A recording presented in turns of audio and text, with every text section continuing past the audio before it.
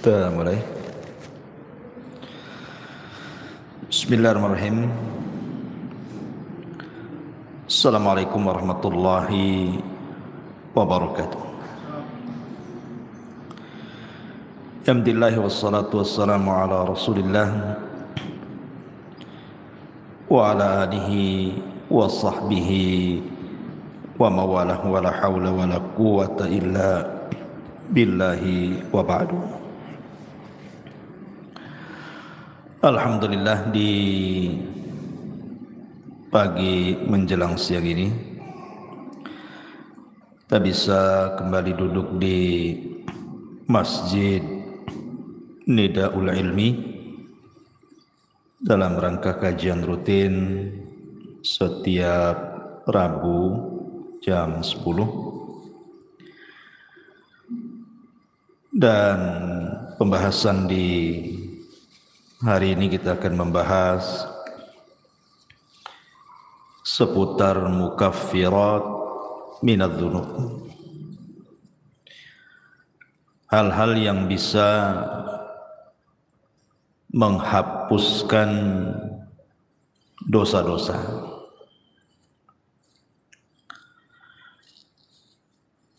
Tapi yang dimaksud di sini tentu tidak semua dosa. Karena dosa itu terbagi menjadi 3. Ada dosa yang disebut dengan dosa yang paling besar yang tidak mungkin diampuni, seperti kesyirikan. Itu tidak mungkin diampuni kecuali kalau dia bertobat. Karena itu berdasarkan nas Al-Quran, innallaha la yaghfiru an yushraka bihi wa yaghfiru ma duna dzalika liman yasha. Allah tidak akan mengampuni dosa orang yang menyekutukannya, dan Allah hanya mengampuni dosa selain itu. Yang kedua, ada dosa yang berkaitan dengan manusia, dan ini yang ditangguhkan ampunannya. Walaupun seseorang sudah meminta ampun kepada Allah Subhanahu wa taala, kalau belum mendapatkan keridhaan dan keikhlasan orang yang kita sakiti, kita zalimi, kita ambil haknya, kita rampas kehormatannya dan begitu seterusnya, maka Allah Subhanahu wa taala tidak akan mengampuninya sampai ada kerelaan orang yang dizaliminya. Dan kalau dia sampai mati dan tidak kunjung pula mendapatkan kerelaannya, maka nanti akan terjadi qisas pada hari kiamat. Kemudian yang ketiga, inilah dosa antara kita dengan Allah Subhanahu wa taala. Inilah yang kita akan bahas, adalah dosa-dosa yang berkaitan kita dengan Allah Subhanahu wa taala selain syirik ataupun dosa yang berkaitan dengan orang lain. Banyak perkara-perkara sebenarnya yang hanya dengan melakukan amalan-amalan tertentu, maka Allah Subhanahu wa taala dengan sendirinya akan mengampuni dosa-dosa kita. Bahkan ada amalan-amalan itu yang kalau dilakukan itu, walaupun dosa kita sebanyak buih di lautan, maka Allah Subhanahu wa taala akan mengampuninya. Seperti apa contohnya? Nabi sallallahu alaihi wasallam bersabda dalam sebuah hadis,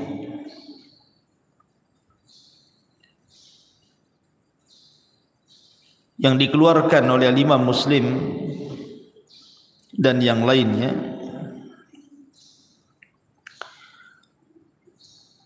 ketika menyebutkan riwayat tentang dosa-dosa yang akan diampuni walaupun dosa itu sebanyak buih di lautan.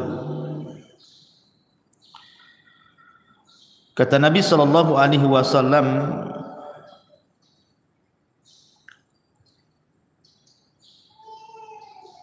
disebutkan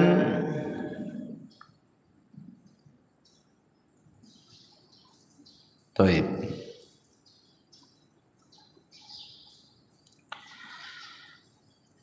Dari Himran dia mengatakan,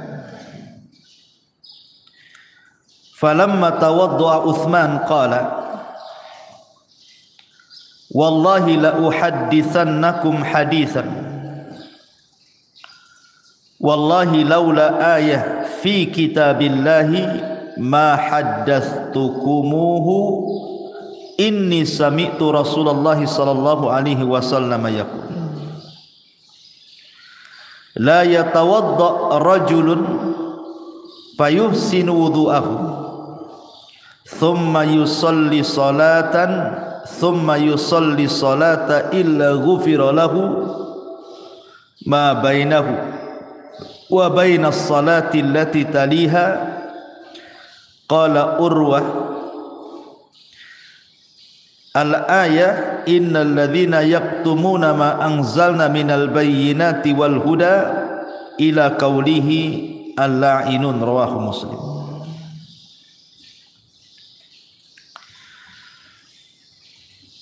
Dari Himran dia mengatakan,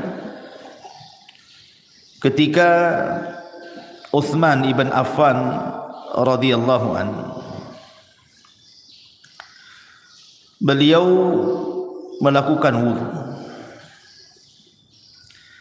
Kemudian dia mengatakan, demi Allah, saya akan ceritakan kepada kalian sebuah hadis. Demi Allah, kalau bukan karena ayat dalam Al-Quran, tentu aku tidak akan ceritakan ini kepada kalian. Aku mendengar Nabi SAW bersabda, tidaklah seseorang berwudu, kemudian memperbaiki wudunya, kemudian salat, maksudnya salat 2 rakaat wudu, kecuali akan diampuni antara dia dan jarak solat dia yang akan dilakukan setelahnya.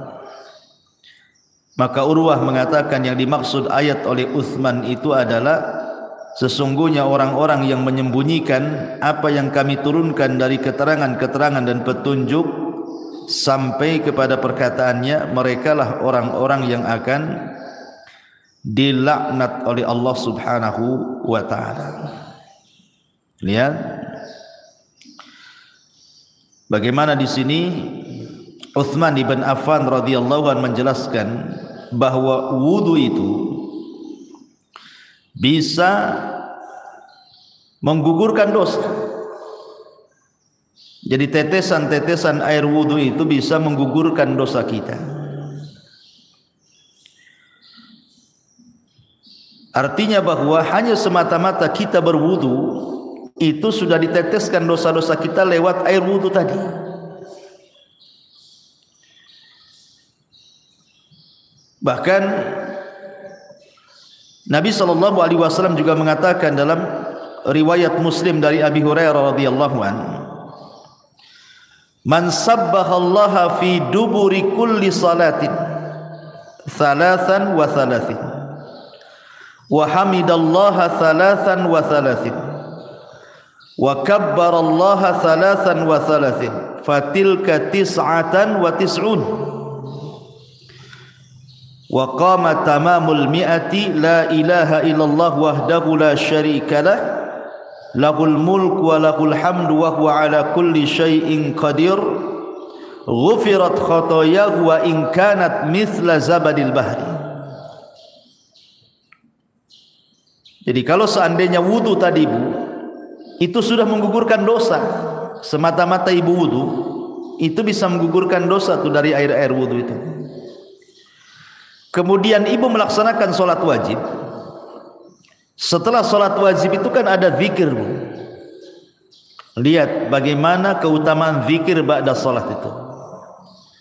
Barang siapa yang bertasbih setiap selesai salat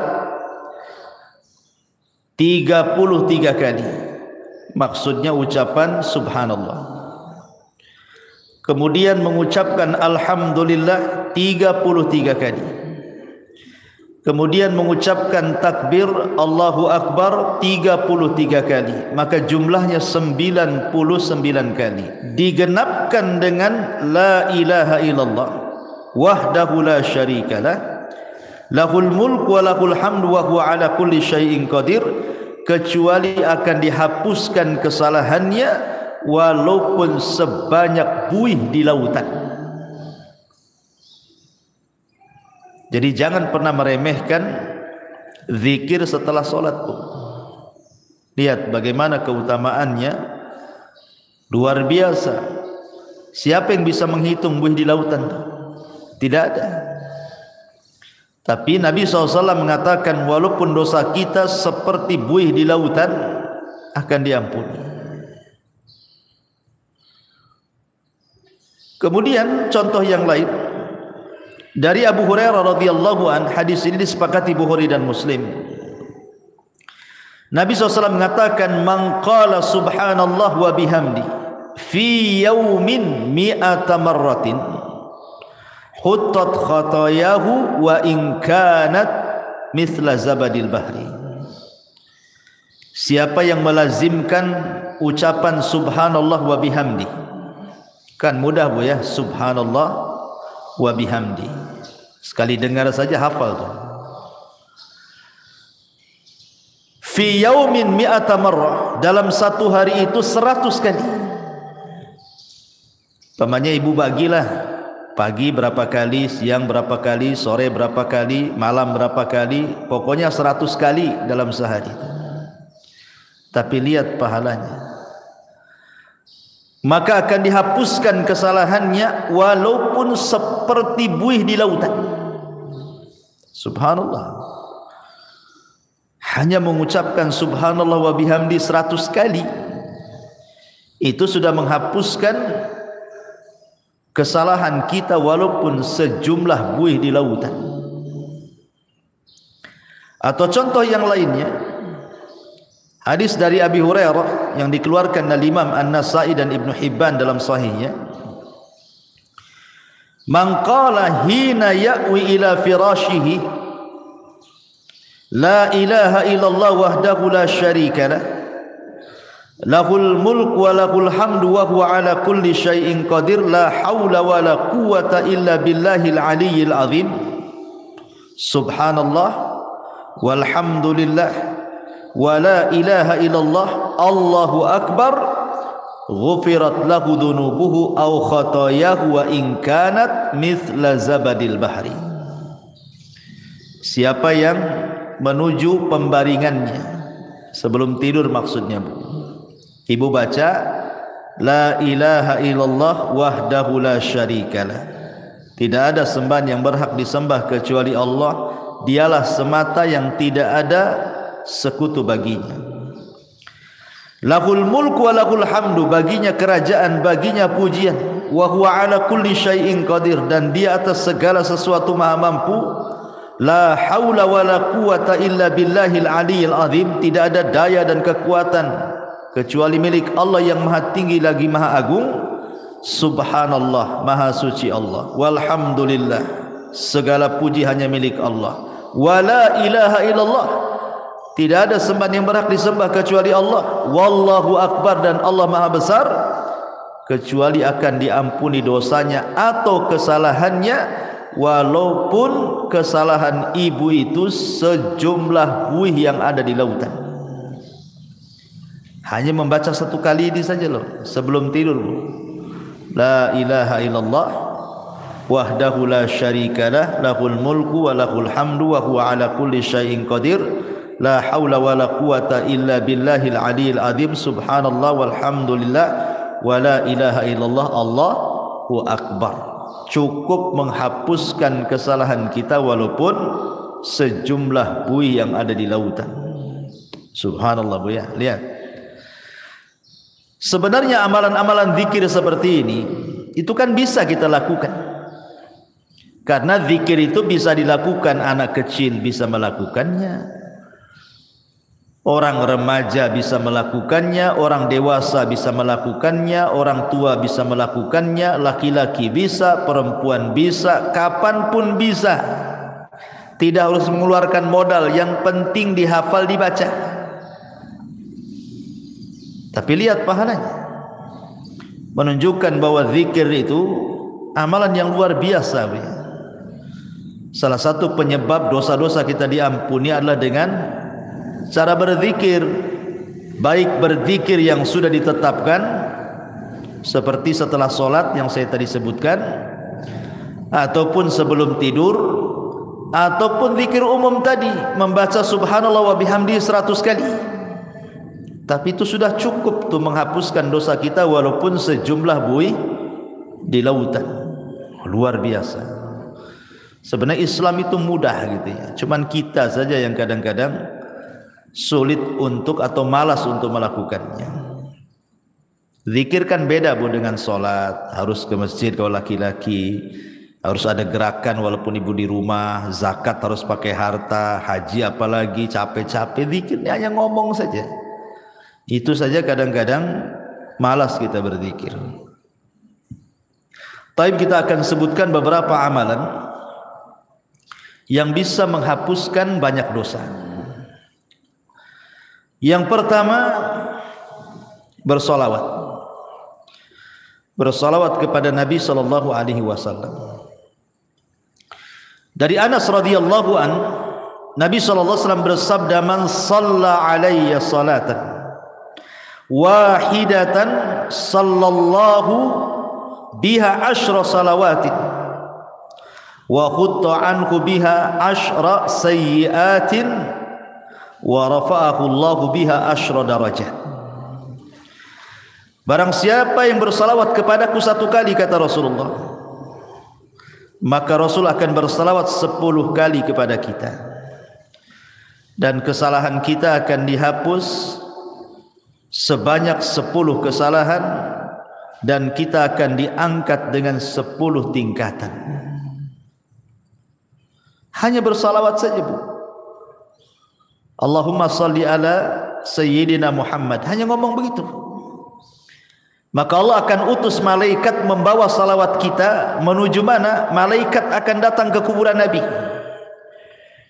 kemudian akan memberitahukan kepada Nabi kita bahwa ada di antara umatmu yang bersalawat kepadamu, maka Rasul akan bersalawat 10 kali kepada kita. Subhanallah, apalah sulitnya bersalawat? Sambil jalan dari sini pulang atau tadi dari rumah ke sini, Allahumma sholli ala Muhammad, kan enggak ada susah. Biasakan. Kalau bisa setiap ibu kaget itu yang dibaca. Karena saya di masyarakat itu aneh-aneh, kalau orang kaget apa pula yang diomongkan tuh. Ya. Bahkan saya punya kawan tuh, kalau kaget bilang jangkrik, kan sayang gitu. Kaget aja jangkrik katanya, ya Allah kan. Apa susahnya Allahumma sholli ala Muhammad daripada jangkrik yang disebut? Ya, jadi salawat itu 1 kali sudah menghapuskan 10 kesalahan dari kita, mengangkat lagi 10 derajat dari kita. Rasul pula bersalawat 10 kali kepada kita. Ini yang pertama. Yang kedua adalah al-istighfar. Astagfirullah, astagfirullah, kan itu Bu ya. Kan mudah itu istighfar, sambil sini jalan pulang itu kan bisa astagfirullah, astagfirullah gitu ya. Disebutkan dalam sebuah hadis, Nabi sallallahu alaihi wasallam mengatakan, "Man lazimal istighfar ja'alallahu min kulli dzikin faraja." Siapa yang melazimkan baca istighfar, maka Allah akan jadikan kesulitannya lapang. Bahkan Nabi Allah Subhanahu wa taala berfirman, "Wa man ya'mal su'an aw yadhlim nafsah thumma yastaghfirillah yajidillah ghafurar rahim."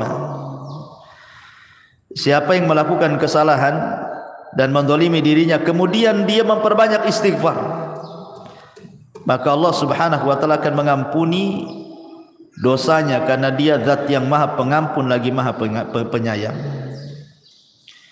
Dan lebih khusus lagi Rasul mengatakan, man istaghfarallaha fi duburi kulli salatin thalatha marrat faqala astaghfirullah alladzi la ilaha illahu al-hayyul qayyum wa atubu ilaih ghufira lahu wa in kana qad farra minaz zahfi.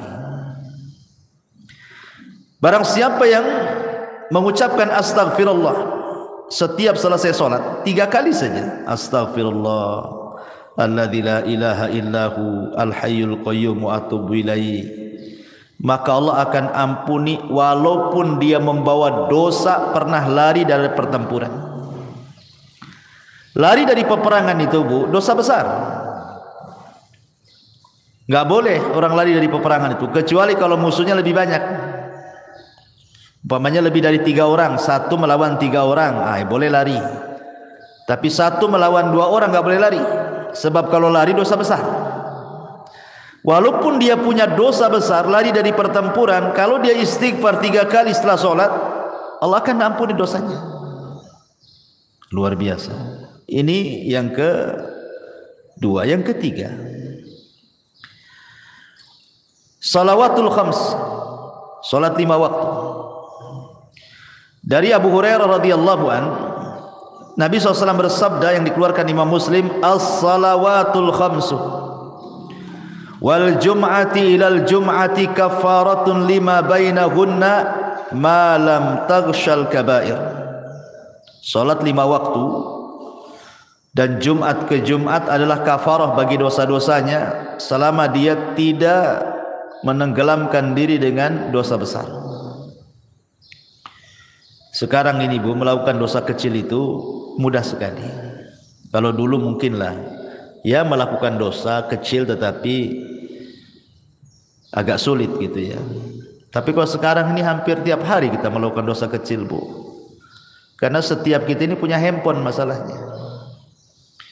Terkadang di handphone itu kan nengok YouTube, nengok Facebook, nengok TikTok, ya kan? Atau apalah gitu ya. Terkadang nengok aurat di situ, entah laki-laki entah perempuan. Ya, yang di iklan-iklan lewat gitu kan. Kadang-kadang yang lewat di iklan itu kan enggak pakai jilbab juga tuh. Kadang-kadang ada yang lagi sepak bola gitu kan, di atas lutut celananya itu kan aurat laki-laki. Kadang terlihat laki-laki, terlihat aurat perempuan hampir setiap hari. Entah di iklan, entah di apa gitu kan. Itu kan termasuk dosa kecil. Maka kalau seseorang kemudian melanggengkan solat 5 waktu, maka solat dari zuhur ke asar, asar ke maghrib, maghrib ke isya, isya ke subuh, subuh ke zuhur, itu di antara selang waktu solat wajib ke wajib berikutnya itu menghapuskan dosa. Bahkan di zaman Nabi ada seorang anak muda itu berkhalwat dengan seorang perempuan, tapi tidak melakukan zina, maksudnya zina benaran. Hanya mungkin ya pegang-pegang, peluk-peluk, cium-cium gitu saja kan. Tapi tidak sampai zina besar. Tapi di mata para sahabat, dosa yang seperti itu sudah dianggap dosa besar itu. Nyesel dia. Datang dia kepada Nabi. Rasul, saya sudah melakukan dosa besar katanya.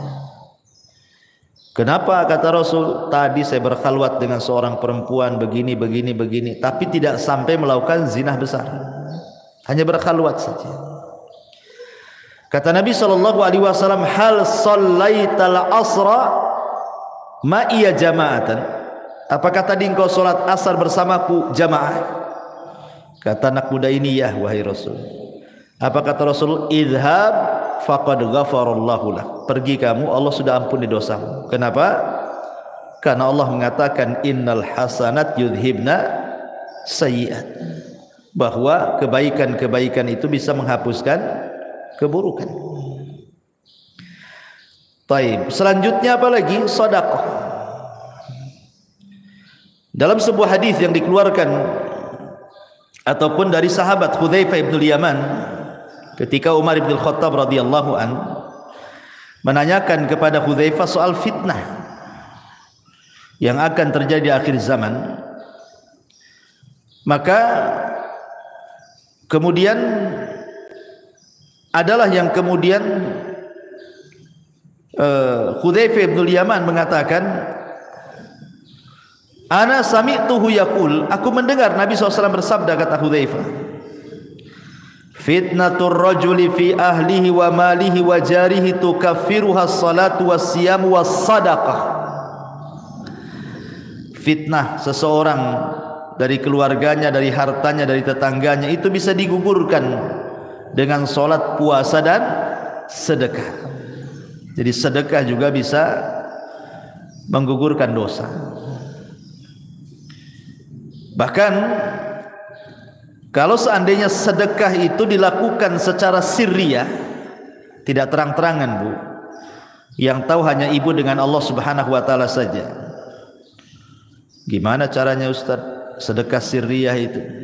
Oh, gampang. Sekarang kan di handphone itu sudah banyak tuh program SMS banking itu, Bu, ya. Kirim saja lewat SMS banking.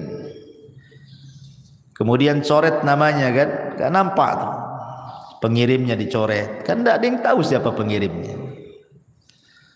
Sudah gitu saja, tinggal konfirmasi, ya, jangan dikasih tahu konfirmasinya. Kalau udah tahu nomornya, tahu pula dia, kan pakai nomor lain, ya, jadi orang tak tahu yang dari mas sumbangan tuh.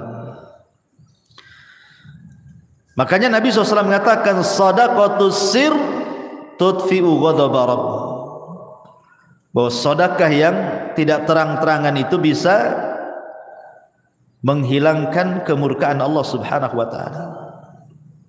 Bahkan dalam riwayat, tudfi'ul khati'ah kama yudfi'ul ma'un nar, bisa menghilangkan kesalahan seperti api bisa dipadamkan dengan air. Rawahu Tirmidzi. Jadi sedekah juga bisa menggugurkan dosa. Kemudian apalagi intidharus shalah. Intidharus shalah, menunggu waktu salat. Rindu rasanya ibu itu di rumah itu, kapan duhur kok lama kali ya, katanya. Nanti sudah sholat duhur kapan, asar ini kok lama kali. Habis asar, aduh kapan nih maghrib ini kok lama kali. Ini terbalik, aduh udah duhur lagi katanya. Nanti asar cepat kali waktu ini, baru tadi itu sudah asar. Ah, itu sholat jadi beban bagi dia tuh kalau ngomong kayak gitu tuh. Tapi kalau orang rindu menunggu sholat dan ingin sholat kembali, maka Nabi SAW mengatakan, isbaghul wudu fil makari wa i'malul aqdam ilal masajid wa intidharus salati ba'das salah yughassilul khataya ghuslan.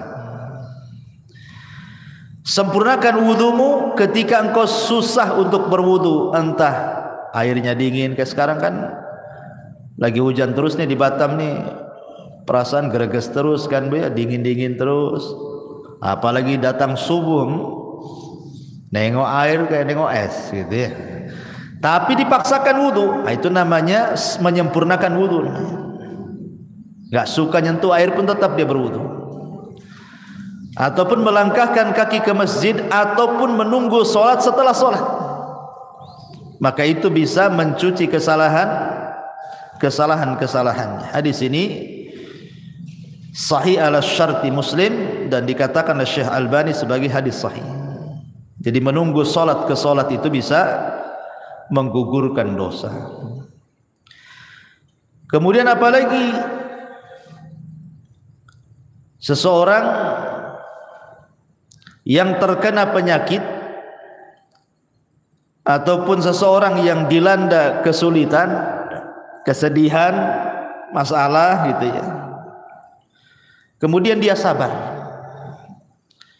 Kata Nabi SAW dari hadis Aisyah radhiyallahu anha, ma min musibatin tusibul muslim illa kaffarallahu biha anhu hatta syaukata yusyakah.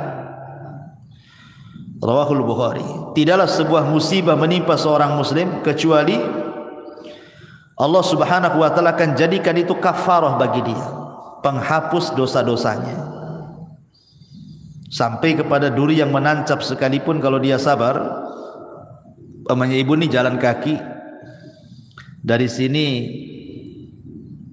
tiba-tiba kok adalah yang nancap itu, entah tusuk sate gitu ya, atau mungkin duri tanaman.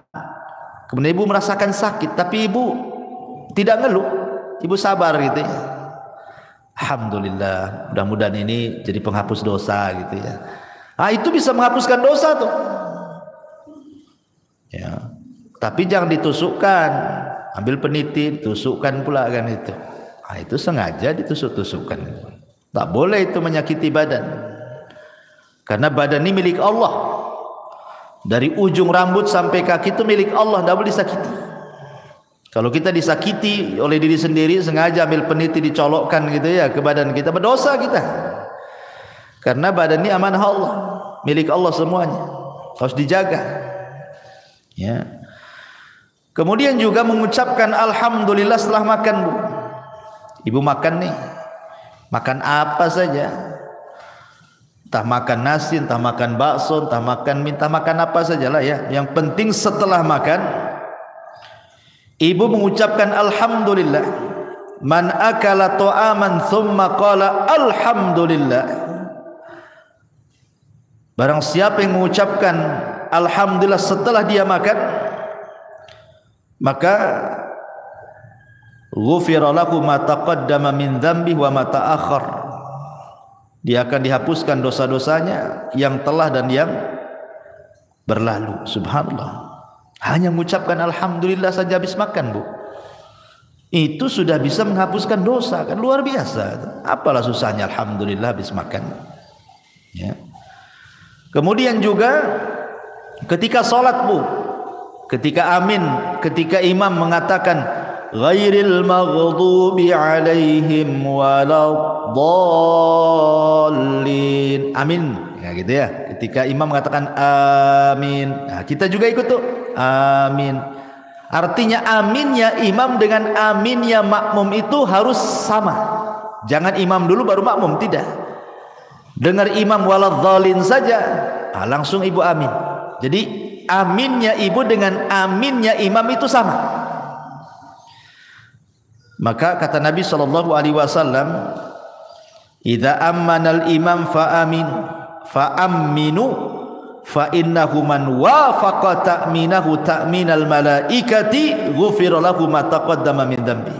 Ya, apabila imam mengucapkan amin, maka aminlah. Maka barang siapa yang cocok antara aminnya ia dengan aminnya makmum, setara gitu ya, sama-sama, kemudian bertepatan pula dengan aminnya malaikat, maka akan diampuni dosa-dosanya.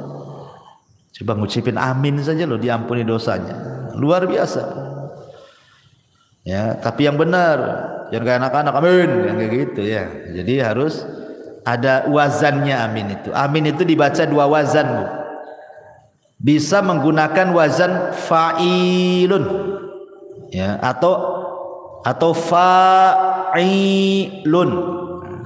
dibaca amin atau amin. Nah, dua bacaan, Bu. Amin itu dua bacaan, ala wazni fa'ilun atau fa'ilun gitu ya.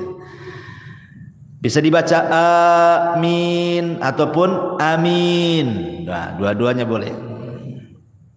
Karena arti amin itu artinya ya Allah kabulkan doaku. Allahumma istajibli, itu arti amin itu.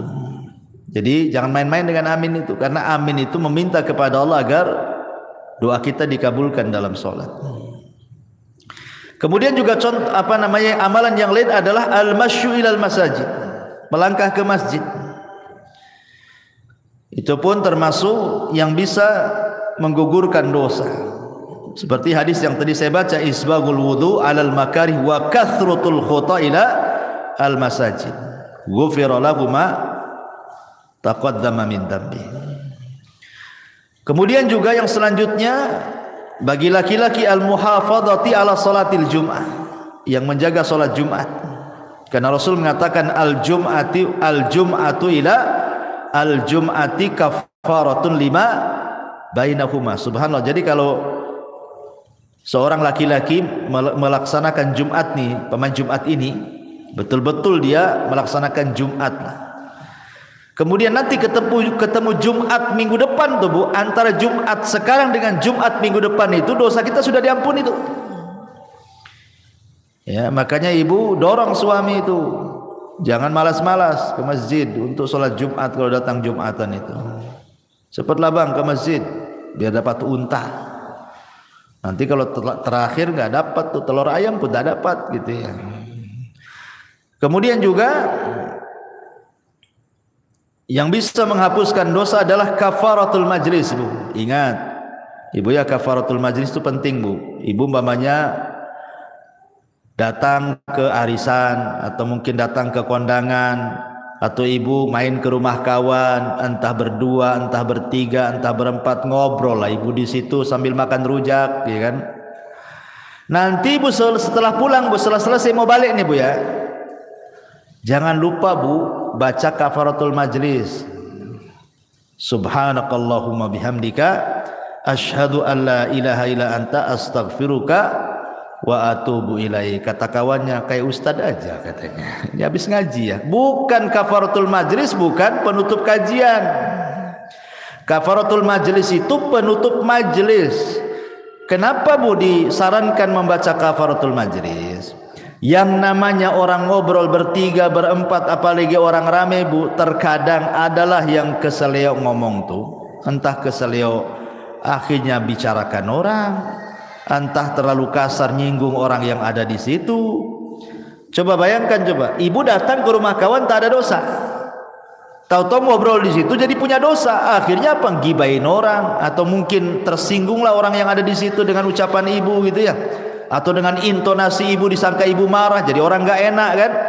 Nah, supaya hilang dosa-dosa di majelis itu Bu, pulang tak bawa dosa, berangkat tak bawa dosa, gitu maksudnya. Supaya pulang pergi itu betul-betul tak bawa dosa. Jangan pula berangkat tak bawa dosa, pulang pula bawa dosa. Nah, itu pentingnya kafaratul majlis. Kemudian juga ibu kalau dengar azan Bu, kan di situ apa namanya ada doa. Ya, doa apabila ibu mendengar suara muazzin. Kata Nabi SAW, biasakan kalau umpamanya ibu kan setelah membaca, kata Rasul kalau muazzin bilang Allahu Akbar ya kita Allahu Akbar kan itu ya, sampai kepada hayya ala taini ya, hayya ala shalah ya al falah kan tidak sama tuh jawabannya. Ibu membaca la haula wala quwata illa billah, habis itu kemudian membaca doa azan kan, Allahumma rabb hadhihi da'wati tamah sampai selesai.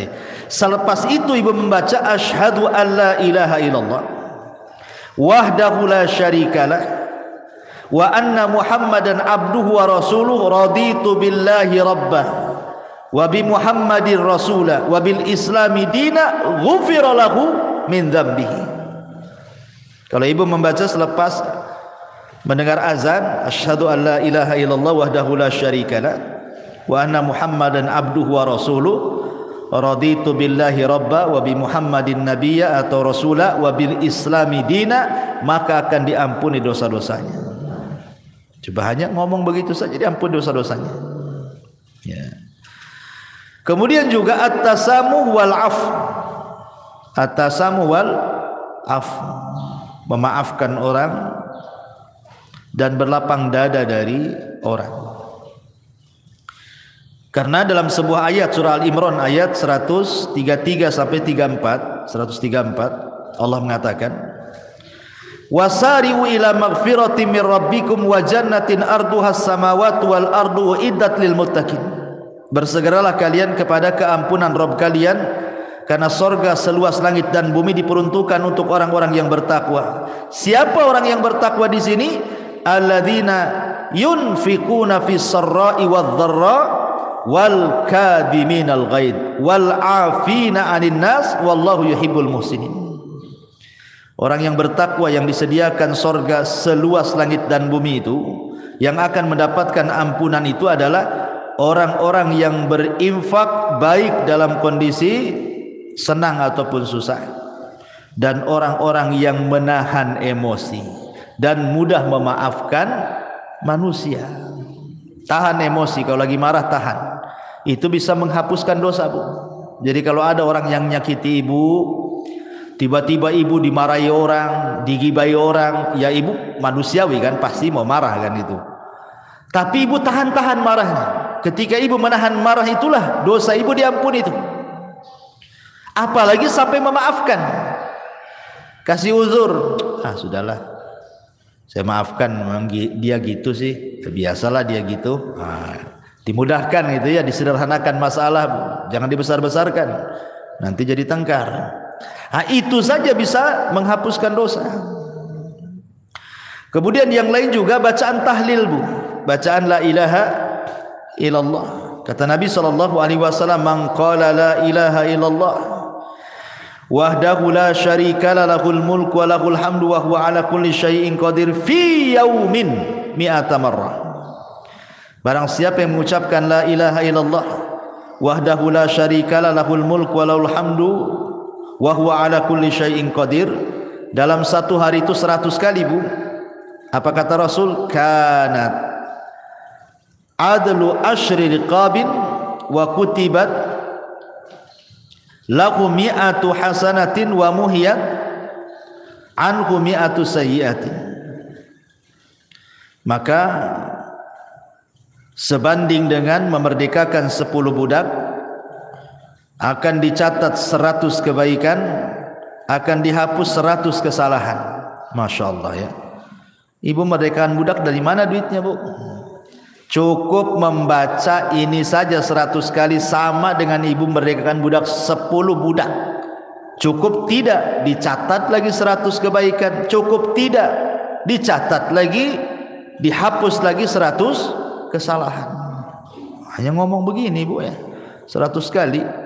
Ibarat kita infak gitu ya, untuk memerdekakan. Harga budak tuh tak tahu sekarang berapa tuh ya. Tapi cukup membaca ini 100 kali saja sudah sama dengan memerdekakan 10 budak. 100 kesalahan dihapus, 100 kebaikan dicatat. Subhanallah.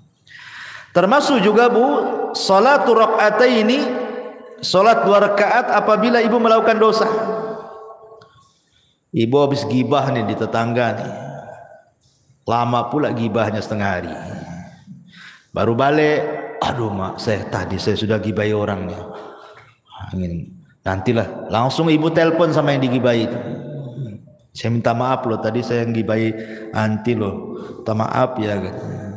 Habis itu ngomong sama kawan-kawan yang satu majelis tuh, saya nggak ikut-ikut loh katanya. Nah, ibu langsung sholat 2 rakaat tuh, sholat tobat namanya ya. Maka kata Nabi SAW, ma min abdin aznaba dzamban fayuhsinu tuhur thumma yaqumu fayusalli rak'ataini thumma yastaghfirullah illa ghufirallah. Tidaklah seorang hamba melakukan dosa kemudian dia memperbaiki wudu, kemudian dia salat 2 rakaat, salat taubat, bertobat kepada Allah, kecuali Allah akan ampuni itu dosa-dosanya ya. Kemudian juga yang bisa menghapuskan dosa adalah ittiba'us sayyi'ah al-hasanah, ikuti yang buruk dengan yang baik. Jadi kalau seandainya satu hari ini kita melakukan keburukan, maka buatlah satu hari ini juga melakukan kebaikan. Boleh jadi mungkin satu hari ini ibu tidak sadar marahi orang. Orang yang dimarahinya mungkin ya kita tidak tahu apakah dia menerima atau tidak gitu kan. Tapi mungkin ibu melakukan hal yang sama. Buatlah kebaikan di situ juga. Kalau tadi marah-marah, sekarang ngomong yang baik-baik, yang santun-santun sama orang gitu ya. Jadi imbangi itu keburukan dengan kebaikan. Sebagaimana yang sering saya katakan, kalau ibu melakukan dosa yang tidak terang-terangan dalam satu hari ini 2 kali, maka lakukan juga amalan yang baik yang tidak terang-terangan 2 kali juga, supaya bisa menghapus kesalahan tadi. Karena Rasul yang mengatakan wa atbi'is sayyi'atal hasanata tamhuha, ikutilah yang buruk dengan yang baik. Yang baik itu pasti mengalahkan yang buruk. Innal hasanat yudhibnas sayyi'at, karena kebaikan itu bisa menghilangkan keburukan. Termasuk juga orang-orang yang mati syahid, orang-orang yang terlibat dalam perang gitu ya. Karena Rasul yang mengatakan Allah akan mengampuni dosa orang yang mati syahid apapun dosanya kecuali utang. Kecuali kalau dia punya utang lain, kata Rasul. Termasuk juga at-taubatus shadiqah, bertobat betul-betul sebelum matahari terbit dari barat ataupun sebelum nyawa di kerongkongan. Nah, itu bisa menghapuskan dosa. Termasuk juga puasa. Pertama puasa Asyura, puasa di bulan Muharram, tanggal 10 bulan Muharram. Kata Rasul, yukaffiru sanatal madiyah, menghapuskan dosa 1 tahun ke belakang, rawahu Muslim. Ataupun puasa Arafah tanggal 9 bulan Dzulhijjah umpamanya ya. Rasul mengatakan yukaffiru sayyi'atal madiyatal baqiyah. Kalau puasa tanggal 9 Dzulhijjah ini lebih hebat lagi pahalanya, dihapuskan kesalahannya setahun ke belakang dan setahun ke depan, luar biasa. Ataupun puasa bulan Ramadan. Nah, itu kalau Ramadan jelas-jelas Bu ya, puasanya, sholat malamnya, Lailatul Qadarnya, itu menghapuskan dosa semua tuh. Kata Nabi SAW, man shoma Ramadanan, wa fi riwayatin man qama Ramadanan, wa fi riwayatin man qama Lailatul Qadrin imanan wa ihtisaban ghufira lahu ma taqaddama min dhanbi. Barang siapa yang puasa di bulan Ramadan, dalam riwayat barang siapa yang salat malam di bulan Ramadan, dalam riwayat yang lain barang siapa yang mendirikan Lailatul Qadar penuh iman dan mengharap pahala, maka Allah akan ampuni dosa-dosanya. Nah, ini juga perkara-perkara yang bisa menghapuskan dosa, termasuk haji dan umroh kalau ibu punya uang. Karena Nabi SAW yang mengatakan, man hajja lillahi falam yarfus walam yafsuq raja'a ka yaumin waladathu ummuhu. Siapa yang haji karena Allah Bu, bukan karena manusia, dia tidak mengeluarkan kata-kata kotor selama haji, tidak melakukan kemungkaran selama haji, kefasikan, kecuali pulang Bu seperti anak bayi. Anak bayi kan gak punya dosa Bu. Nah, itulah keutamaan orang haji. Pulang saja gak punya dosa dia. Begitu juga umroh. Al-umratu ilal umrati kafaratun lima bainahuma. Umroh satu ke umroh berikutnya itu setahun namanya umroh nih. Tahun ini umroh, tahun depan umroh lagi. Setahun itu dihapuskan dosa-dosanya dari umroh ke umroh. Subhanallah ya. Maka ini kesempatan bagi orang-orang kaya nih. Kalau memang punya uang berangkat ya. Karena ini salah satu yang bisa menggugurkan dosa. Tentu yang paling besar dari semuanya, dari semua yang saya jelaskan dari awal sampai akhir tadi, yang paling besar yang bisa menghapuskan dosa adalah at-tauhid ya. Tidak menyekutukan Allah, tidak menyekutukan Allah, dan beriman kepada dan beramal saleh. Tauhid, tauhid penting. Kemudian juga amal saleh secara umum, apapun amal solehnya. Sebagaimana Allah mengatakan dalam surah Al-Ankabut ayat 7, walladzina amanu wa amilus salihat lanukaffiranna anhum sayyiatihim. Orang-orang yang beriman dan beramal saleh, sungguh kami akan menggugurkan kesalahan-kesalahan mereka, termasuk berusaha menjauhi dosa-dosa besar. Dalam surah An-Nisa 31 Allah mengatakan, in tajtanibu kabaira ma tunhauna anhu nukaffiru ankum sayyiatikum.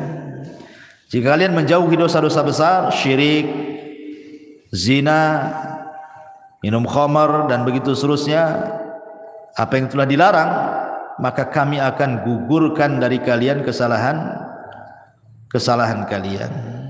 Termasuk juga berusaha menjadi orang yang takwa, menjalankan perintah, menjauhi larangan gitu ya.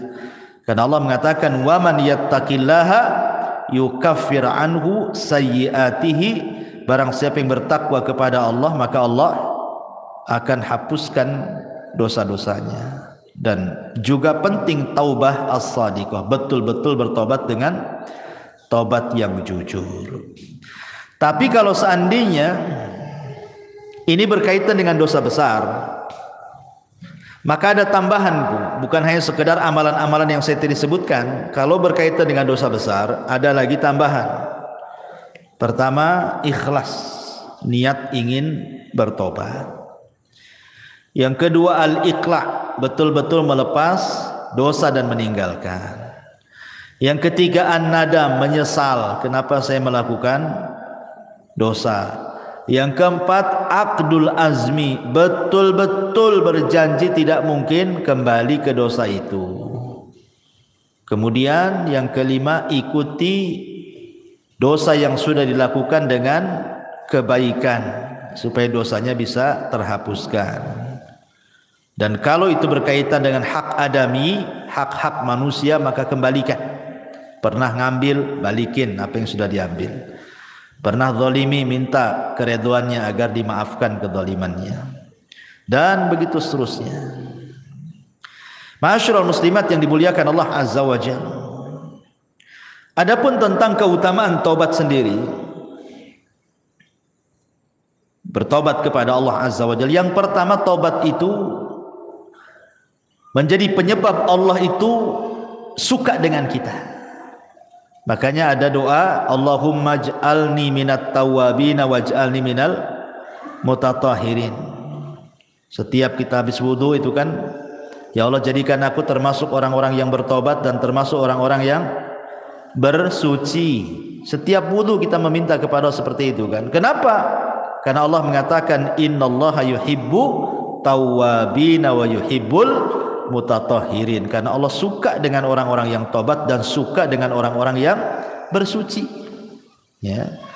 Yang kedua, bahwa tobat itu menyebabkan Allah mengampuni kesalahan kita dan menerima amalan kita. Dengan tobat itu Allah akan memaafkan kesalahan kita dan menerima amalan kita. Yang ketiga, dengan tobat itu kita diselamatkan dari neraka dan dimasukkan ke dalam surga, dan itulah keberuntungan yang sebenarnya. Faman zuhziha 'anil nar wa udkhilal jannah faqad faz. Siapa yang dikeluarkan dari neraka dan dimasukkan ke dalam surga, itulah keberuntungan yang sesungguhnya. Termasuk penyebab seseorang mendapatkan rahmatnya. Orang yang suka tobat itu, maka akan datang rahmat Allah. Karena Allah mengatakan, Allah itu lebih senang dengan tobatnya seorang hamba dibandingkan seseorang yang safar ke padang pasir bawa unta dan semua perbekalannya di atas unta. Ketika dia tidur, minggat pula lah unta itu karena nggak diikat. Akhirnya orang ini temenung, matilah aku di padang pasir ini, tak ada minum, tak ada makan, tak ada unta katanya kan. Akhirnya dia cari sana sini nggak ketemu, sudah pasrah dia mau mati di padang pasir. Akhirnya dia pun tertidur. Ketika terbangun, untanya pula depan mukanya. Apa nggak senang, Bu? Tapi Rasul mengatakan Allah lebih senang kepada hamba yang bertobat dibandingkan orang ini yang mendapatkan unta dan perbekalannya. Kenapa? Karena Allah itu akan mencurahkan rahmatnya kepada orang yang bertobat. Termasuk tobat juga adalah sebab mendapatkan pahala besar, dan termasuk tobat juga adalah mendapatkan banyak kebaikan setelah keburukan yang dilakukannya.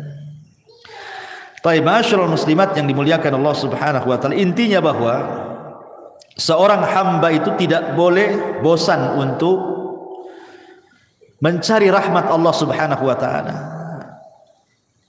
Karena walaupun malaikat, Bu, malaikat itu hamba yang tidak pernah bermaksiat kan, Bu. Tapi Adam itu adalah makhluk yang bermaksiat. Tetapi Allah Subhanahu wa taala muliakan Adam dibandingkan malaikat kan, Bu. Adam bermaksiat, kemudian bertobat. Malaikat bertobat terus, tak pernah maksiat. Tapi Allah muliakan Adam. Kenapa? Perhatikan hadis Nabi SAW. Kata Nabi sallallahu alaihi wasallam, "Walladzi nafsi biyadi, law lam tudhnibu la dhahaballahu bikum wa la jaa biqaumin yudhnibun fayastaghfirunallaha fayaghfiru lahum." Demi zat yang jiwaku di tangannya, kata Rasul, seandainya kalian tidak melakukan dosa seperti malaikat, anggaplah kalian seperti malaikat, tidak punya dosa, tidak pernah melakukan dosa, tentu Allah akan binasakan kalian semua, dan akan didatangkan sebuah kaum yang berdosa kemudian minta ampun kepada Allah, Allah pun ampuni dia. Kenapa? Karena Allah suka dengan orang yang bertobat. Lah macam mana orang bertobat kalau tak punya dosa? Kan bertobat tuh karena punya dosa, kemudian dia bertobat. Allah suka tuh dengan orang yang bertobat. Tapi jangan disengaja buat dosa, nanti tak sempat pula bertobat. Ya. Jadi maksudnya di sini adalah lihat bagaimana keutamaan orang yang bertobat kan. Karena memang Allah Subhanahu wa taala sudah memang melekatkan kepada anak Adam itu pasti berbuat dosa. Kullu bani Adam khata'un wa khairul khata'ina tawwabun, kan itu. Setiap anak Adam itu pasti dosa. Pasti melakukan dosa. Kalau ada ibu yang mengatakan saya tidak pernah berbuat dosa, kadzabti, dusta ibu ini. Dustakan orang yang mengatakan saya tidak pernah berbuat dosa. Karena dosa itu macam-macam. Tetapi sebaik-baik orang yang melakukan dosa, tobat. Ya, bertobat kepada Allah Subhanahu wa taala.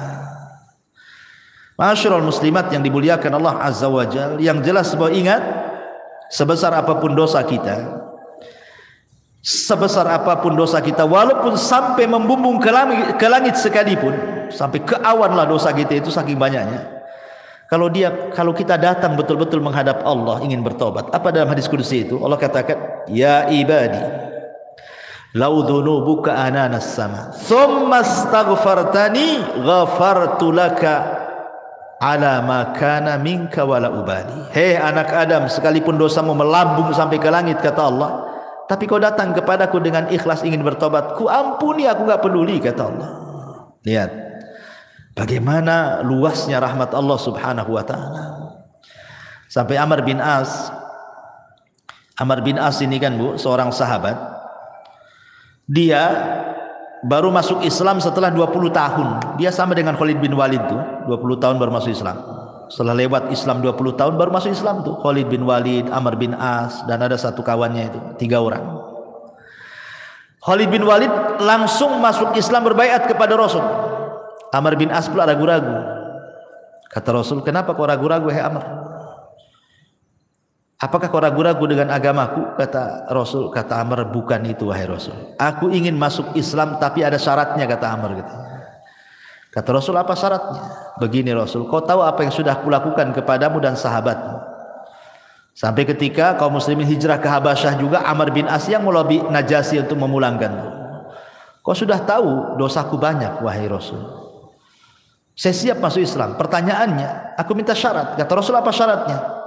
"Seandainya aku masuk Islam, maukah kau berdoa kepada Allah agar dosa-dosa yang selama ini kulakukan kepadamu dan sahabat-sahabatmu Allah ampuni?"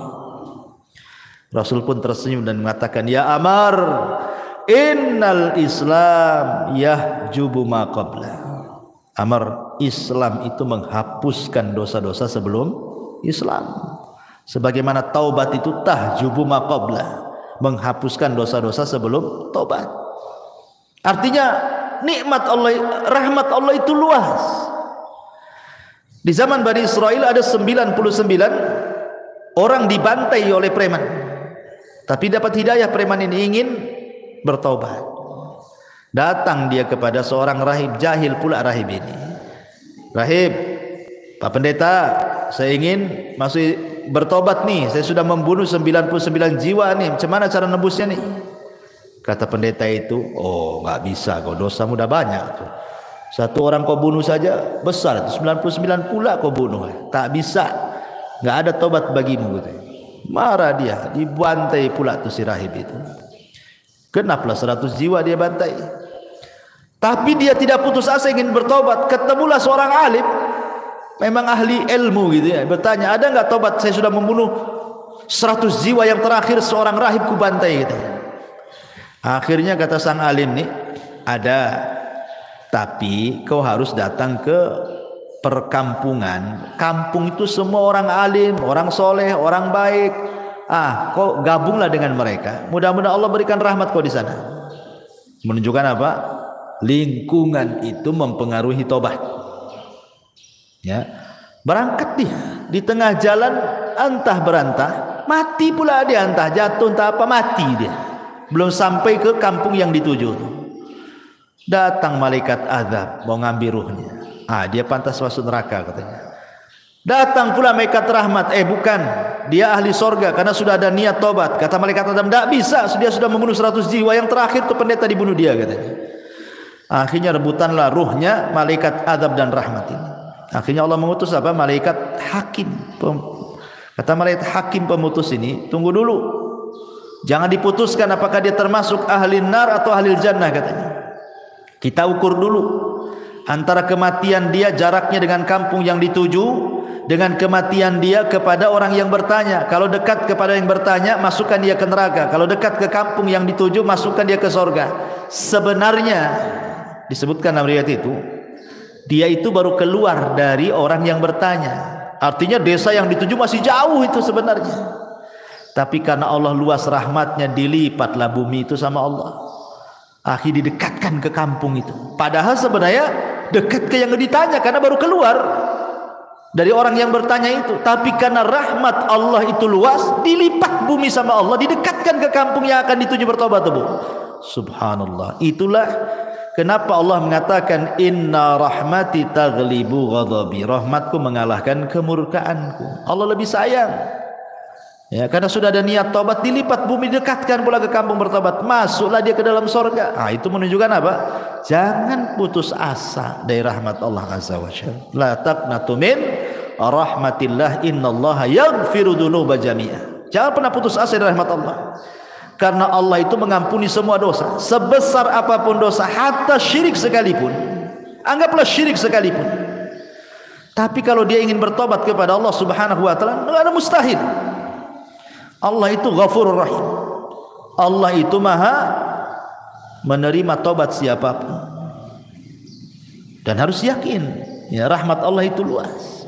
Rahmat Allah itu seluas-luasnya, sampai ada seorang anak muda di zaman Bani Israel, tidak pernah melakukan dosa 70 tahun.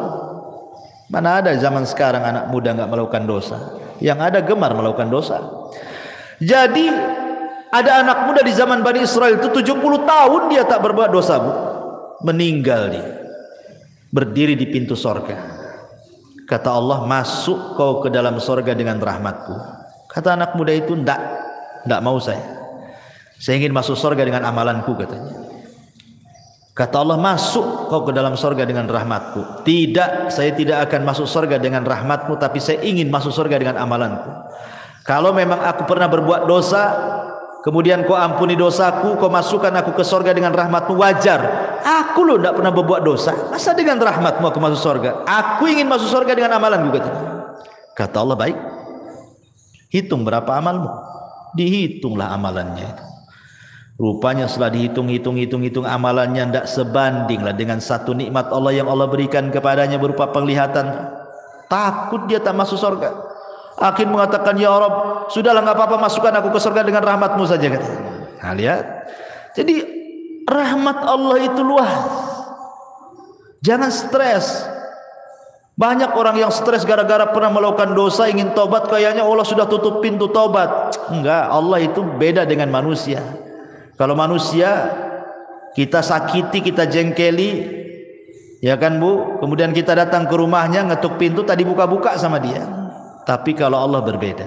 Kalau kita hari-hari mengetuk pintu langit, minta ampun kepada Allah, Allah lah setiap hari loh, sepertiga malam akhir loh, menawarkan ampunannya kepada kita. Hei hamba-hambaku, kata Allah, man yad'uni fa astajibalah, wa man yas'aluni fa utiya, wa man yastaghfiruni fa aghfirullah. Siapa yang berdoa aku kabulkan, siapa yang minta aku kasih, siapa yang minta ampun ku ampuni. Tiap malam, tiap sepertiga malam Allah mengatakan seperti itu. Ada kesempatan setiap hari. Dan hebatnya Allah itu, Bu, salah satu di antara sifat Allah itu atau nama-nama Allah itu ada sitir. Allah itu memiliki sifat sitir. Sitir itu apa, Bu? Menutup aib kita. Kita melakukan dosa di malam hari, Allah tutup pula aib kita di siang hari. Kita melakukan dosa di siang hari, Allah tutup aib kita di malam hari. Kurang apa Allah itu coba? Sudah kita berbuat dosa kepada Allah, Dia pula tutupi aib kita. Karena mulianya manusia itu karena ditutup aibnya sebenarnya.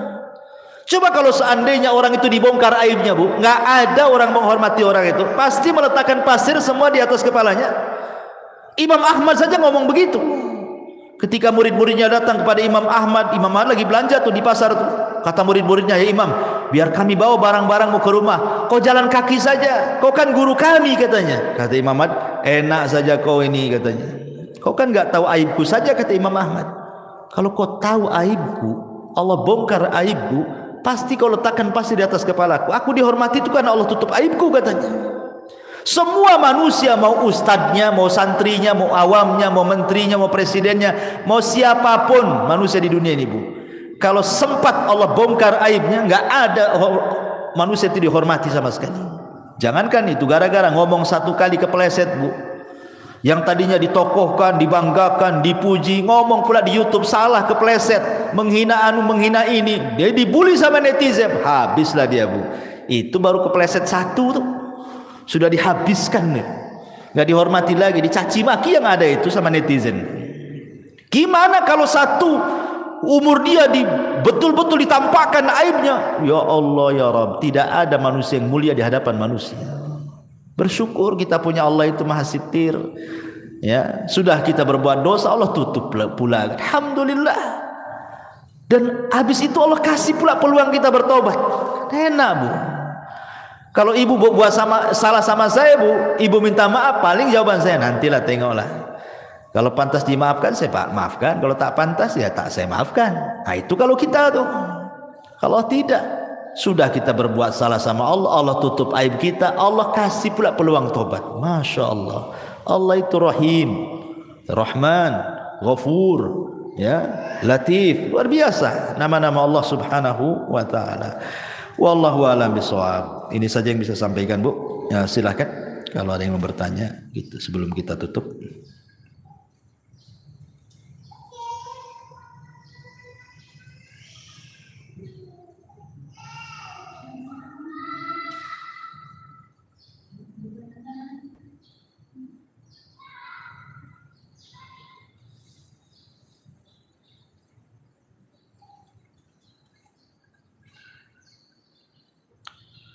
Alhamdulillah, belum ada yang bertanya.